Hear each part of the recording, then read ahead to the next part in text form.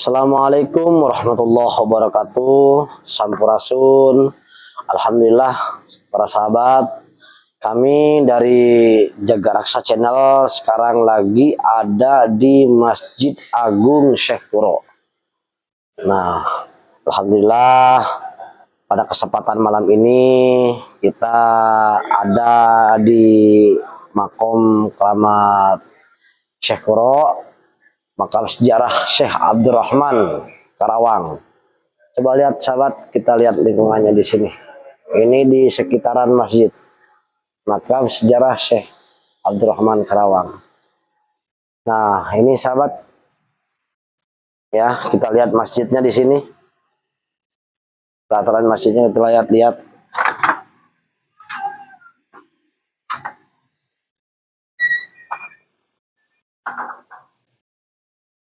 Sahabat, ini adalah masjidnya. Alhamdulillah masjidnya ini benar-benar luas sahabat.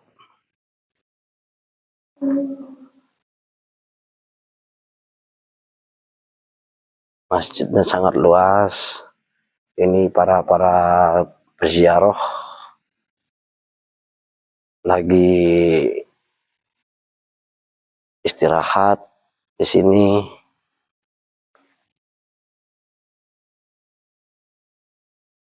Alhamdulillah makam Syekh Kuro ini tidak pernah sepi para sahabat, dan penziarahnya pun datangnya dari luar daerah, luar Jawa juga ada. Ini aula untuk para peziarah perempuan di sini para sahabat. Ini alhamdulillah para peziarah semua yang dari luar Jawa. Sahabat, kalau sahabat ingin berziarah ke makam Syekh Kuro, silahkan datang ke sini. Insya Allah tempatnya sangat luas karena sejarah makam Syekh Kuro ini sangat luar biasa. Sangat luar biasa karena awalnya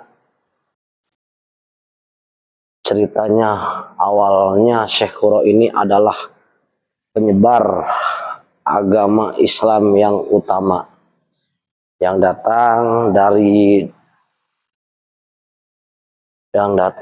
ke Karawang sahabat. Mari kita ikuti perjalanannya. Kita lihat para sahabat lingkungan yang ada di makam Syekh Kuro. Ini pelantaran luarnya sahabat, ini pelantaran luarnya. Nah, kebetulan makam Syekh Kuro ini letaknya di tengah-tengah, yaitu di alun-alun Karawang.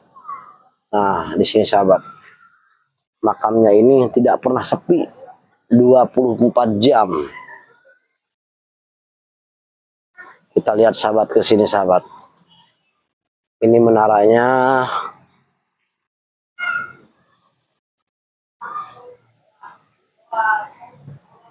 Ini masjidnya benar-benar sangat luas sahabat di sini ya.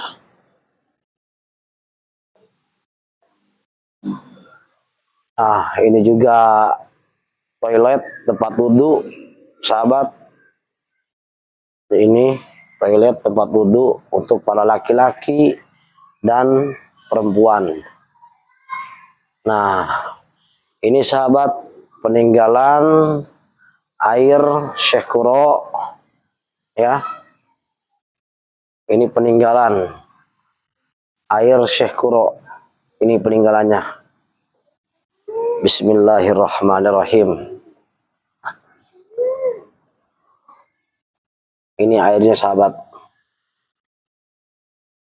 Nah, ini hasil peninggalan Syekh Kuro. Inilah airnya di sini. Ini banyak sahabat para peziarah ke sini. Alhamdulillah masjidnya ini sangat begitu luas dan benar-benar rapih. Begitu sahabat. Karena Syekh Qurratul Ain ini adalah penyebar agama Islam yang paling utama yang datang ke daerah Karawang. Ini juga termasuk aula sahabatnya, tujuannya ke makam ini. Tembusnya nih ke makam ini. Ini tembusnya ke makam. Bisa sahabat lihat di sini.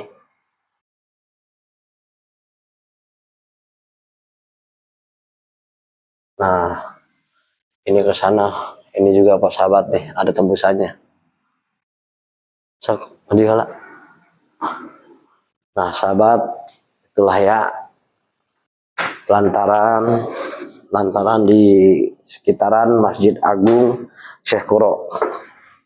Nanti lebih jelasnya kita langsung berbicara dengan narasumber juru kunci yang ada di makom Syekh Qurra ini.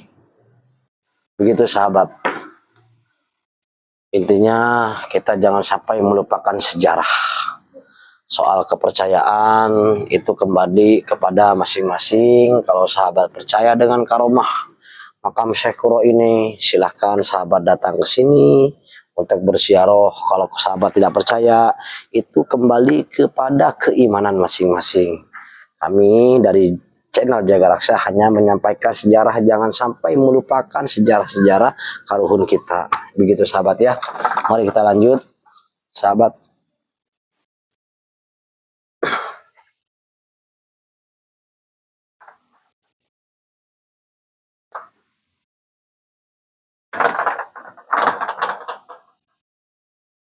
Inilah masjidnya sahabat di sini. Alhamdulillah banyak peziarah. Tidak pernah sepi masjidnya juga. Ini tempat pengimaman, mimbar sahabat. Ini mimbar ini. Buat ini mimbarnya nih.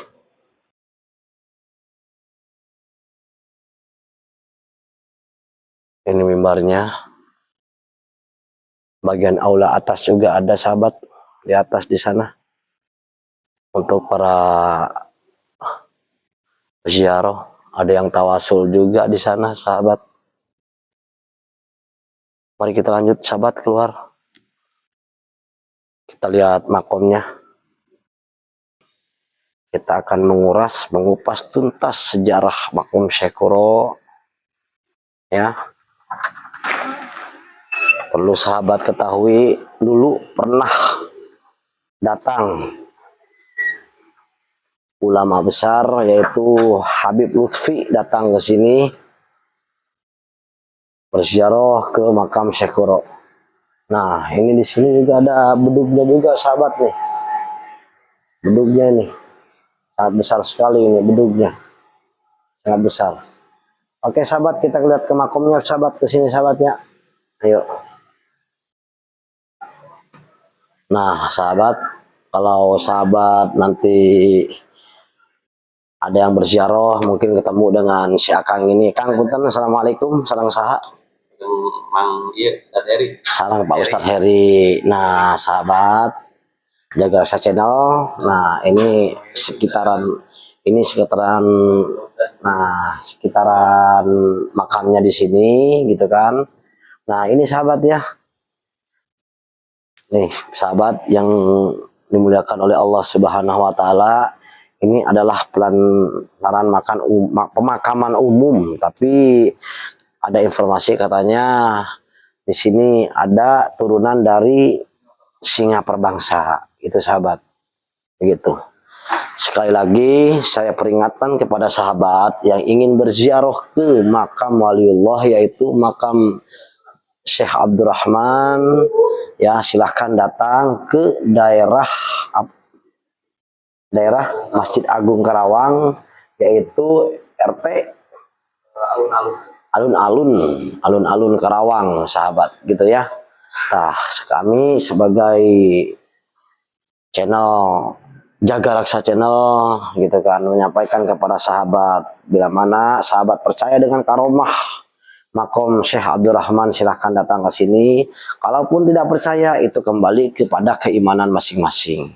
Itulah yang bisa kami sampaikan, sahabat. Coba kita lihat ke dalam dulu, sahabat ya. Nah, ini pelantaran makamnya, sahabat, di sini. Ini pelantaran makamnya. Nah, kebetulan sahabat di sana ada yang tawasul. Coba kita lihat, sahabat ya. Nah, Pak. Nah, ini sahabat, ini di sini makamnya. Depan aja gak apa-apa. Kebetulan posisinya sahabat ini adalah Pak Ustadz. Pak Ustadz siapa? Sadanan. Ini Pak Ustadz Hanan. Pak Ustadz Hanan ini di sini sebagai juru kunci, gitu, sahabat. Insya Allah nanti beliaulah yang akan menjelaskan, gitu kan, tentang sejarah Syekh Kuro ini. Nah, untuk penjelasan nanti selebihnya kurang atau tidaknya, ya itu tergantung dari Pak Ustadz ini.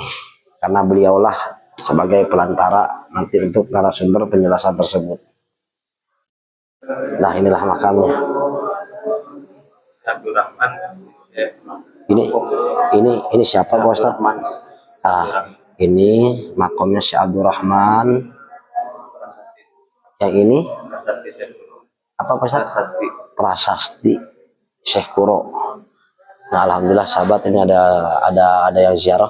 Pak Ustadz yang sebelah sana makam siapa? Cuma tidak diketahui. Belum diketahui ya, belum dikenal ya. Nah, jadi begitu sahabat. Jadi di sini ada makam ya, dua di sini. Nah, berarti ini prasasti Syekh Kuro, yang satu lagi ini Syekh Abdurrahman gitu. Oke sahabat ya, kita lihat-lihat dulu sahabat ke sini ya.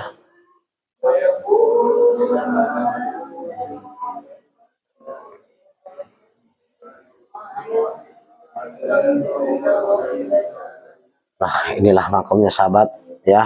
Ini bersamaan makamnya ini dengan pemakaman umum, tapi di sini ada turunan Singapura bangsa juga, begitu sahabat ya. Nah, ini makam Syekh Kuro dan ini makam Syekh Abdurrahman. Seperti yang tadi Pak Ustadz dibicarakan. Jadi jelasnya nanti kita ngobrol dengan juru kuncinya selebihnya ya. Saya banyak berterima kasih. Lebih jelasnya kita langsung ngobrol dengan Pak Ustadz. Nah, sebelum kita lanjut, kita di mana Pak? Ada peninggalan kayu. Oh, Dari tiang lama masjid baliknya.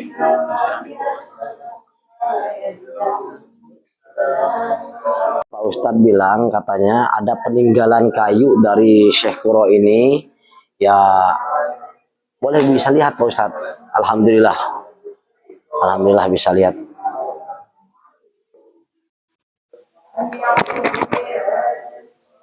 Ini di sini. Ini plan, jadi jalannya lumayan besar juga ini, tinggi juga ini. Alhamdulillah ini Pak Ustadz Heri ini udah luar biasa mengantar kita sampai istilahnya peninggalannya pun dikasih tahu.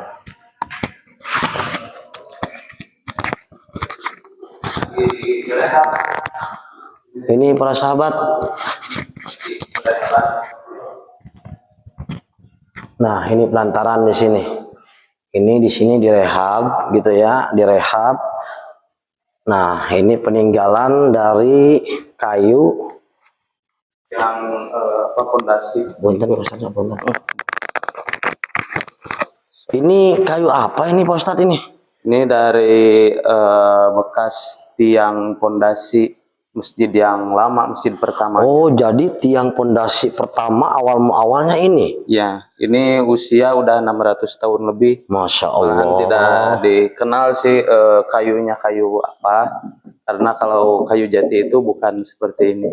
Sahabat, ini sangat luar biasa, sahabat. 600 tahun kayunya ini masih kokoh. Lihat itu. Tidak ada keropos. Tuh. Ini asli, sahabat. Iya, Asli nih ya tuh. keras. Ini juga bekas pondasinya dulu. Nah, ini pondasinya, sahabat. Ini pondasinya nih. Ini bekas di atas masjidnya. Oh, kalau yang ini apa? Ini Pak Ustadz, ini Patoknya, patok. Ini Patok patok. di atas masjid. Dulu Oh, kan ada di sini iya. bendera gitu. Dulu ini segitiga. ada bendera segitiga. Oh ya, ini adalah masjid dulu awalnya sekitar 600 tahun, sahabat. Itu subhanallah ya, masih 418. bagus ini, masih terawat. Oke. Ini belum dipindah, untuk sementara kita amankan di sini. Iya. Nanti mau kita amankan lagi di dibenahi lagi gitu. Ya, berarti ini direhab Pak Ustadz ya tempatnya ya? Ya, lagi direhab, belum selesai. Oke, Karena oke. di granit-granit yang dulunya dicopot-copot. Oke, siap. Baik sahabat ya, mungkin hanya itu dulu yang bisa kami sampaikan. Lebih jelasnya kita mau tawasul dulu dengan Pak Ustadz. Setelah itu baru kita ingin ngobrol-ngobrol santai dengan Pak Ustadz Heri ya. Ya, Anan. Dengan Pak Ustadz Hanan gitu kan. Nah, kita ngobrol santai tentang menggali, menguras istilahnya sejarah Syekh Kuro ini gitu kan. Kalau memang ada penyampaian yang kurang tepat, penyampaian istilahnya yang kurang pas, ya kita dengan Pak Ustadz Anan mohon maaf sebesar-besarnya. Karena yang namanya manusia, kami tidak luput dari salah dan dosa. Assalamualaikum warahmatullahi wabarakatuh. Sampurasun. Alhamdulillah. Alhamdulillahirabbil alamin wa bihi nasta'in wa ala umuri dunya waddin. Wassalatu wassalam asyrafil anbiya'i wal mursalin wa ala alihi wa sahbihi ajmain, amma ba'du. Laqad qala fil kitabil karim a'udzu billahi minasyaitonir rajim. Bismillahirrahmanirrahim. La in syakartum la azidannakum wa la in kafartum inna adzabi lasyadid, al-ayah. Pertama-tama marilah kita panjatkan rasa syukur kita kepada Allah Subhanahu wa taala yang telah mana memberikan nikmatnya yang begitu besar kepada kita, yaitu nikmat iman, nikmat Islam, dan nikmat kesehatan, sehingga kita dapat berkumpul di tempat yang barokah ini. Salawat serta salam tak lupa pula kita curahkan kepada junjungan Nabi kita, yaitu Nabi Muhammad Sallallahu Alaihi Wasallam, yang telah mana membawa umatnya dari alam terang, dari alam kegelapan menuju alam terang benderang seperti hari ini yang kita rasakan.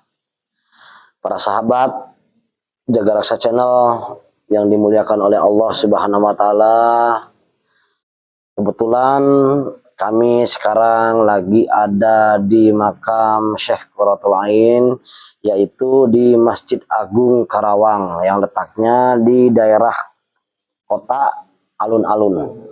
Syekh Abdurrahman ya Pak Ustadz ya. Alhamdulillah sekarang kami dari tim Jaga Raksa Channel diberi kesempatan oleh beliau Pak Ustadz Adnan untuk membuka istilahnya sejarah Syekh Qurratul Ain dengan Syekh Abdurrahman. Nah, para sahabat yang dimuliakan oleh Allah, kalau memang ada penjelasan yang kurang konkret, ada penjelasan yang kurang istilahnya jelas banget, nah kemungkinan kan posisinya kita untuk mempersingkat waktu gitu kan. Nah, kembali lagi kepada sahabat, saya pertegas datangnya kami ke sini yaitu satu, kami silaturahmi, keduanya kami sebelum mengungkap sejarah leluhur kita gitu kan. Nah, kita udah izin dulu, kita tawasul dulu kembali ke para sahabat yang ingin berziarah ke Masjid Agung. ke makam keramat Syekh Kuro di sini, silahkan. Nah, itu kembali kepada keimanan masing-masing sahabat. Kalau sahabat percaya silahkan, nggak percaya pun kami tidak memaksa. Karena datanya kami ke sini tidak hanya ingin mengungkap sejarah leluhur-leluhur kita. Jangan sampai kita melupakan sejarah leluhur-leluhur kita. Nah, mungkin hanya itu yang bisa kami sampaikan. Nah, selebihnya saya ingin berbincang-bincang dengan Pak Ustadz Adnan. Kebetulan beliau sebagai juru kunci di sini. Nah, mudah-mudahan ada penjelasan yang konkret sehingga bisa bermanfaat bagi kita dan sesama. Assalamualaikum Pak Ustadz. Waalaikumsalam. Gimana Pak Ustadz, kabarnya sehat? Alhamdulillah. Barakallah. Pak Ustadz mohon maaf sebelumnya. Tolong diceritakan ya sepengetahuan Pak Ustadz. Ini Syekh Qurratul Ain ini nama aslinya siapa Pak Ustadz? Ya, kalau untuk nama Syekh Kuro tersebut ya julukan gitu. Oh, itu julukan. Karena emang julukannya itu banyak, salah satunya Syekh Kuro atau Syekh Qurratul Ain, Syekh Ora juga bisa, Syekh Maulana Udopi. Syekh Ora. Banyak lah, gitu. Nah, di sini itu Syekh Kuro, kita kenal Syekh Kuro itu nama aslinya Syekh Hasanuddin. Namun yang ditetapkan oleh pemerintah makamnya itu ada di Pulau Bata, seperti itu. Ada di belakang kita itu namanya prasasti atau disebutnya makom Patilasan ya, seperti itu. Adapun di luar itu dari pihak DKM tidak membuat pernyataan bahwa makam aslinya di sini gitu, karena emang sudah ditetapkan oleh pemerintah di Pulau Bata. Adapun yang udah ditetapkan di Masjid Agung yaitu makam Syekh Abdurrahman. Syekh Abdurrahman yang menjadi badalnya Syekh Kuro ketika Syekh Kuro udah meninggal dan masih hidup. Seperti itu. Itu Syekh Kuro itu dengan Syekh Abdurrahman siapa? Syekh Abdurrahman. Syekh Abdurrahman itu sebagai apa, santrinya atau gimana? Guru dan murid. Oh, guru dan murid. Berarti Syekh Abdurrahman ini adalah sebagai murid Syekh Syekh Kuro gitu Pak Ustadz ya. Jadi kalau untuk sejarah Syekh Kuro sendiri gitu, itu untuk fakta yang sebenarnya itu tidak diketahui kecuali orang-orang yang ikut dalam sejarah tersebut atau disebutnya pelaku sejarah. Karena emang sejarah Syekh Kuro itu kebanyakan cerita rakyat. Disebut cerita rakyat itu berbeda-beda. Menurut versi ini sejarah Syekh Kuro seperti A, menurut versi ini seperti B, seperti itu. Jadi beda-beda lah gitu, sejarah. Namun untuk versi kita, khususnya saya lah, jadi sejarah Syekh Kuro itu yang saya ketahui ya seperti ini gitu. Yang mungkin bisa nanti dijelaskan sedikit lah, karena kan waktu yang lumayan panjang kalau menjelaskan sejarah. Ya, kita mempersingkat aja lah Pak Ustadz ya. Ini kan ada 2 makom Pak Ustadz ya. Ini berarti yang yang sebelah sana itu sebagai Patilasan. Kalau yang ini Pak Ustadz, justru ini makam Syekh Abdurrahman. Ini makam Syekh Abdurrahman yang ini. Muridnya dari Syekh Kuro. Ada juga yang berpendapat bahwa bukan muridnya katanya, tapi kawannya. Oh, kawan atau temannya. Ya, ada yang bilang muridnya, ada yang bilang temannya gitu Pak Ustadz ya. Kalau boleh tahu Pak Ustadz, untuk masalah kelahiran Syekh Kuro ini apa enggak Pak Ustadz? Kalau untuk apalagi kelahirannya gitu. Jadi 600 tahun yang lalu. Oh, 600 tahun yang lalu. Sebelum lahirnya Wali Songo itu jauh sekali gitu, karena berarti sebelum Wali Songo berarti Syekh Kuro dulu dong Pak Ustadz ya? Dulu gitu. Kan setelah era Syekh Subakir, kemudian waktu yang panjang datanglah Syekh Kuro yang ke sini. Pertama awalnya datangnya Syekh Kuro itu sepengetahuan Pak Ustadz datangnya ke Pulau Bata dulu ataukah ke Karawang dulu Pak Ustadz? Maksudnya ke daerah alun-alun ini Pak Ustadz? Jadi kalau menurut kisah yang populer di masyarakat, khususnya di daerah Sidagung sendiri gitu. Bahwa kedatangan Syekh Kuro tersebut, saya itu menurut cerita tokoh-tokoh yang dulu, pengurus yang dulu yang udah pada meninggal juga gitu. Jadi sejarahnya turun temurun, beliau juga bersumber dari tokoh-tokoh yang dulu gitu. Adapun kebenarannya hanya Wallahu alam. alam, Wallahu alam. tahu. Betul betul Pak Ustadz. Hanya Allah yang tahu. Ini Pak Ustadz apa? Saya pernah dengar gitu kan. Katanya dulu pernah ada yang datang ke sini Habib Lutfi Pak Ustadz. Iya, Benar nggak itu? Habib Lutfi. Nah itu menurut Habib Lutfi ini kan termasuk wali, termasuk Habib gitu kan, ketua Torekot ya, sedunia Pak Ustadz ya. Nah katanya sih menurut keterangannya di sini itu benar jasadnya Syekh Kuro itu ada gitu. Sebenarnya jasadnya itu ada di sini katanya Pak Ustadz ya. Nah, itu benar nggak keterangan dari Habib Lutfi tersebut Pak Ustadz? Apa memang hanya memang dari istilahnya orang-orang sekitar yang mengada-ngada cerita, ataukah memang Habib Lutfi sendiri yang berbicara Pak Ustadz? Iya. Jadi saya menjawab yang tadi dulu. Iya. Singkatnya gini aja, datangnya Syekh Kuro dari negeri Campa itu ke aslinya dari negeri Campa. Ya, dari negeri Campa ke Pulau Jawa itu untuk berdakwah itu pertama datangnya ke Cirebon. Cuman di Cirebon beliau mengajar atau berdakwahnya di kediamannya Ki Gedeng Tapa. Ki Gedeng Tapa. Ki Gedeng Tapa itu salah satu tokoh yang masih ada ikatan saudara sama Prabu Anggalarang. Siapa Prabu Anggalarang? Adalah Prabu Siliwangi waktu itu. Tahun berapa? 1400-an. 1400-an. Jadi Syekh Kuro ini awalnya itu dari negeri Cempaka. Datanglah ke Campaka. Datanglah ke Cirebon. Nah di Cirebon ketemu dengan Ki Gedeng Tapa.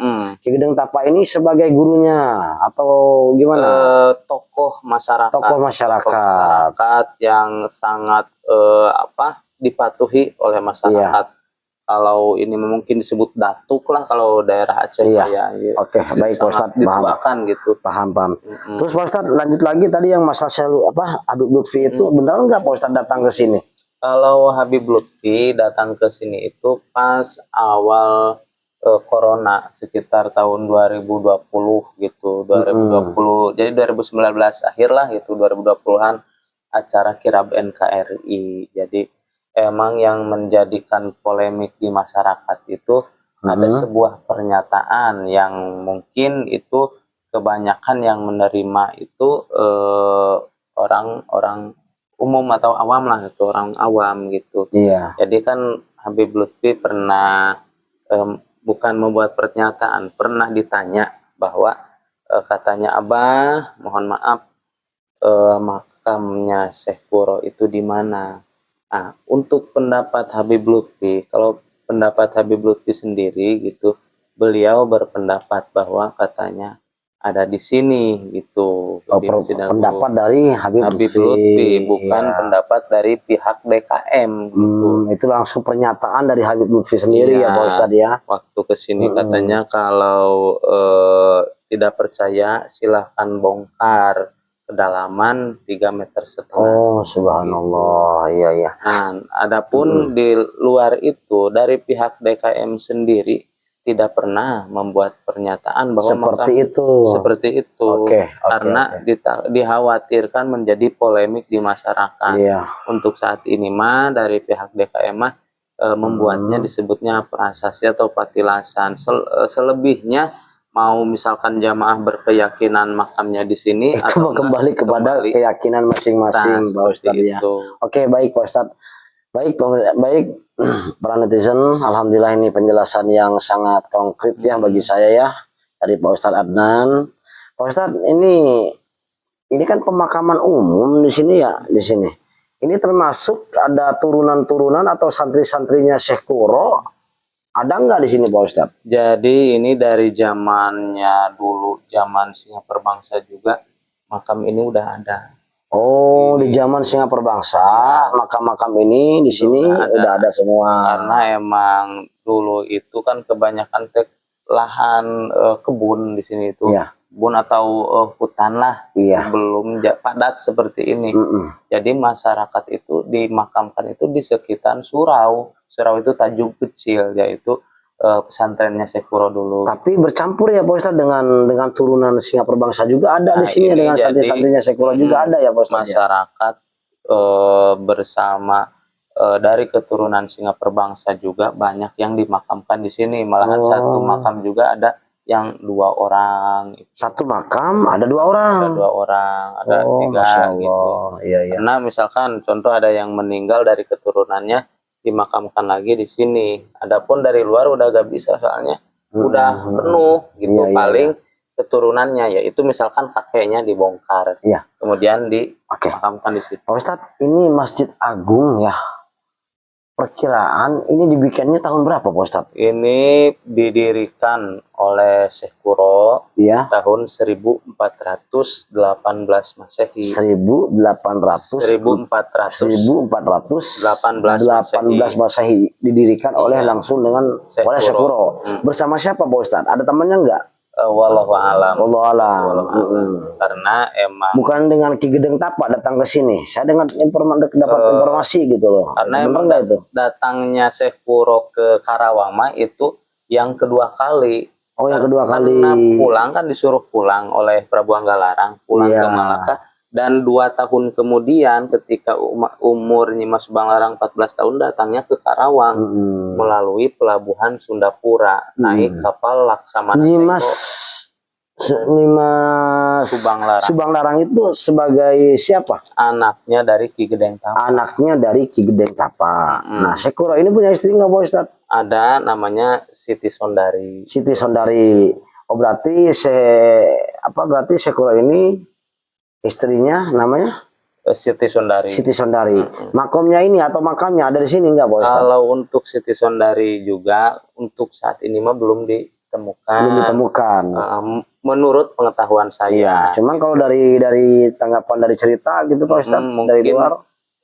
Jadi banyak yang berprediksi gitu. Ada yang di Subang, ada yang di Cilamaya, ada juga yang katanya di Masjid Agung juga makam. Masjid Agung di sini. Soalnya katanya banyak orang yang mungkin mendalami ilmu kebatinan, banyak yang melihat sosok perempuan gitu, kayak bidadari atau apalah gitu di Masjid Agung itu. Punya turunan nggak Pak Ustadz? Kalau untuk Syekh Kuro ya ada turunan, cuman kalau ada turunan dengan Nyimas istrinya ini, Nyimas Sondari punya turunan. Ada keturunannya sampai saat ini juga masih ada. Berapa Pak Ustadz itu anaknya? Wallahu alam. Tapi ada lah ya. Kalau untuk Nyimas Subanglarang mah sama Prabu Siliwangi atau Raden Pamanarasa putra Prabu Anggalarang kan dinikahkannya di sini. Dinikahnya di sini. Berarti yang jadi saksinya langsung ini Syekh Kuro. Dinikahkannya oleh Syekh Kuro. Yang nikahnya yang jadi walinya Syekh Kuro. Berarti ya Allah, ini Subanglarang ya dengan Raden Pamanarasa ya, Prabu Siliwangi dinikahkannya di Masjid Agung di sini. Yang jadi walinya dulu mah belum disebut Masjid Agung sih. Oh, belum ya. Jadi yang jadi walinya langsung ini Syekh Kuro ya, subhanallah. Kalau dijelaskan lagi mungkin panjang. Iya, benar-benar Pak Ustadz. Lain waktu. Ya, ini Pak Ustadz, ini ada acara tertentu nggak di Masjid Agung ini, atau tawasulan per setiap malam Jumat atau istilahnya malam Selasa? Ada nggak acara tertentu itu Pak Ustadz? Kalau untuk di Masjid Agung sendiri yang mungkin turun temurun, maksudnya mungkin nggak tahu dari zamannya kapan lah, cuma dari kayak kiai tokoh-tokoh yang ada di Karawang dekat masjid itu. Setiap malam Jumat dari zaman Kiai Abbas, kemudian ke Kiai Patah, kemudian ke. Berarti setiap malam Jumat ada acara tawasul di sini. Jadi emang puncaknya mah di malam Jumat Kliwon, kebanyakan 500 jamaah lebih. 500 jamaah lebih malah. Itu 500 jamaah tersebut apa dari luar daerah ataukah memang dari berbagai luar daerah Pak Ustadz ya? Karena emang ketika malam Jumat suka melihat tawasul di sini maka ikut. Apalagi malam Jumat kebanyakan masyarakat di Karawang itu mengutamakan Kliwon itu. Mengutamakan Kliwon. Dari mulai jam berapa Pak Ustadz ini acaranya? Kalau acara mah dari mulai maghrib maghrib sampai isya itu Yasin tahlil marhaba. Kemudian break dulu, mulai lagi jam 9 atau setengah 9, Sampai kadang setengah selesai. 10, sampai jam 12. Sampai jam 12. Oke, baik Pak Ustadz, terima kasih penjelasannya Pak Ustadz ya. Ini mau nanya satu kali lagi Pak Ustadz. Ini para penziarah yang datang ke sini ini di luar daerah banyak nggak Pak Ustadz? Di luar provinsi atau di luar kabupaten gitu? Ya, Sepengetahuan Pak Ustadz banyak Ya, nggak? kebanyakan luar daerah. Luar daerah. Dari mana aja Pak Ustadz? Maaf. Kalau Sepengetahuan Pak Ustadz. sepengetahuan mah selain dari Karawang gitu, Ya. yang banyak itu dominan dari Cikarang. Oh iya. Kemudian Kalau dari Pulau Jawa ada nggak yang datang? ada, kemudian dari Cikarang, kemudian dari yang ini mah yang rutin gitu, yang Iya. rutin hampir kadang setiap hari gitu. Oh, hampir setiap hari. Jadi tapi berbeda-beda orang gitu.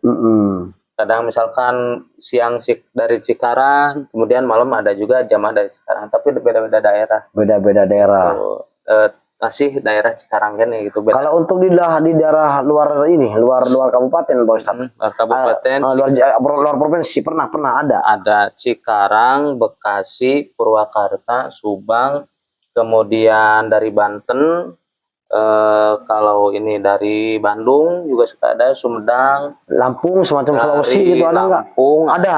Dari Lampung 2 bis pernah. Kemudian kalau dari ini kayak dari apa? Sebutnya Kediri, Jawa Tengah ya, berarti daerah Jawa ya. Kemudian dari daerah kayak daerah Jogja atau apalah daerah Jombang lah ke sana ya. Itu di sini sampai nginep atau gimana Pak Ustadz? Itu mereka itu kayak ziarah keliling, maksudnya ziarah keliling itu bukan hanya sampai nginep enggak ya? Enggak, bukan hanya satu tempat. Setelah selesai ziarah mereka berangkat lagi gitu ya. ke sini berapa bis gitu. Kalau untuk selain di daerah sekitar Kabupaten Karawang, selain Cikarang, Bekasi sama Purwakarta mah kebanyakan itu jamaahnya pakai bis gitu. Bogor, Lampung gitu. Ada juga. Ada juga dari yang luar, contoh dari India pernah ada yang ke sini. Oh, dari India. Dari India. Subhanallah, dari India datang ke sini ya. Namanya rombongannya Syekh Maulana Ibrahim. Pernah denger nggak Pak Ustadz? Atau pernah sampai ngobrol nggak dengan para jamaah tersebut? Mereka datangnya ke sini ini apa dikarenakan tahu dari sejarah ataukah memang dapat dari lamat gitu? Jadi sepengetahuan Pak Ustadz itu kebanyakan mah dikarenakan viral di media sosial. Ya. Sama betul. Ada juga yang mungkin mereka itu punya amanah mungkin dari tirakat atau dari mimpinya harus ke Masjid Agung. Gitu sering ada orang yang sakit contoh, atau misalkan ada orang yang nggak sakit nggak apa, cuman disuruh kata leluhurnya disuruh ke Masjid Agung. Suruh datang ke Masjid Agung. Di sini ada Pak Ustadz, ada yang tirakat juga nggak di sini? Ya, atau banyak. Sampai nginep sampai 3 hari, 4 hari, 5 hari, 6 hari sampai seminggu itu. Banyak Pak Ustadz. Itu dari luar daerah atau memang dari Karawang juga? Daerah Cikarang, daerah Banten dan yang lain-lain. Memang khusus ada penginapan di sini? Kalau di sini pada penginapan nggak ada. Jadi beliau itu tidurnya di mana? Tidurnya di luar. Oh, tidurnya di luar gitu. Cuman aktivitasnya sering di masjid seperti itu. Sering di masjid aktivitasnya ya. Oke, Pak Ustadz. Mungkin penjelasan dari Pak Ustadz ini cukup jelas lah bagi kami dengan netizen gitu ya. Kalau memang istilahnya ini kalau diceritain dari nol ini panjang lah Pak Ustadz ya. Kita ambil kesimpulannya aja lah gitu kan. Ya, mungkin bagi masyarakat mungkin yang enggak sependapat, mohon maaf. Kalau ada yang mau ditanyakan mungkin ini enggak enak misalkan artinya pengen ditanyakan, datang aja langsung sini. Gitu. Jadi kita clear kalau ngobrol langsung. Mungkin gini para sahabat yang dimuliakan oleh Allah Subhanahu wa taala, kebetulan kami sekarang kan lagi di makom Syekh Kuro jeung Syekh Abdurrahman di sini. yang tadi Pak Ustadz Adnan bilang gitu kan, beliau hanya mempersingkat waktu. Kalau memang ada ingin yang dipertanyakan, silahkan datang langsung ke sini, ke daerah Karawang, yaitu yang letaknya di alun-alun. Nah, kami dari channel Jaga Raksa sekali lagi mohon maaf sebesar-besarnya bila mana ada penjelasan yang kurang begitu jelas, karena kami sebagai manusia tidak luput dari salah dan dosa. Mungkin hanya itu yang bisa kami sampaikan. Selebihnya saya mohon maaf. Pak Ustadz, Ya. terima kasih banyak waktunya Sama-sama. sudah menjelaskan kepada kami. Mudah-mudahan penjelasan dari Pak Ustadz ini bisa bermanfaat bagi kami dan Amin. sesama jadi amal buat kami di akhirat nanti, Pak Ustadz. Amin. Saya doakan juga Pak Ustadz, mudah-mudahan lancar rezekinya, sehat selalu, gitu ya netizen ya. Oke, baik, hanya itu yang bisa kami sampaikan. Jangan lupa subscribe, follow, like, dan komen di Jaga Raksa channel.